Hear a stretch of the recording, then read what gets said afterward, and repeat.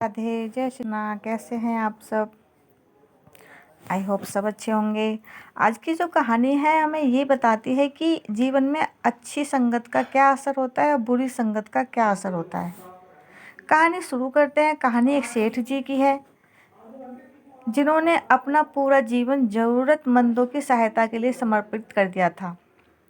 जब उनका अंतिम समय नज़दीक आया तो उन्होंने अपने बेटे को बुलाया और कहा, बेटा, मैंने अपना सारा जीवन दुनिया को शिक्षा देने में गुजार दिया। अब अपने अंतिम समय में मैं तुम्हें कुछ ज़रूरी बातें बताना चाहता हूँ। तुम एक कोयला और चंदन का एक टुकड़ा उठा लाओ।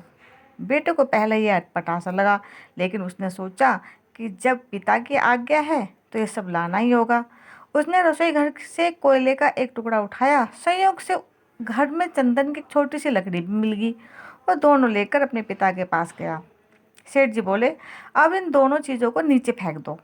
बेटे ने दोनों चीज़ों को नीचे फेंक दिया और हाथ धोने जाने लगा तो सेठ जी बोले, ठहरो बेटा, जरा अपने हाथ तो दिखाओ।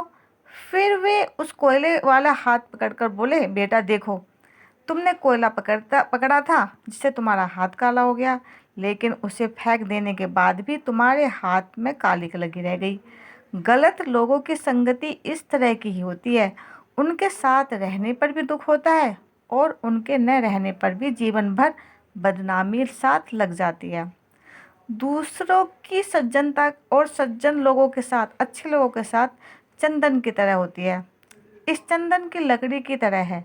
जो साथ रहते हैं तो दुनिया भर का ज्ञान मिलता है और उनका साथ छूटने पर भी उनके विचारों की महक जीवन भर साथ रहती है। इसलिए हमेशा अच्छे लोगों की संगति में रहना चाहिए। तुम्हारा जीवन सुखी रहेगा और लोग तुम्हें अच्छे इंसान के नाम से जानेंगे। राधे राधे, जय श्री कृष्णा।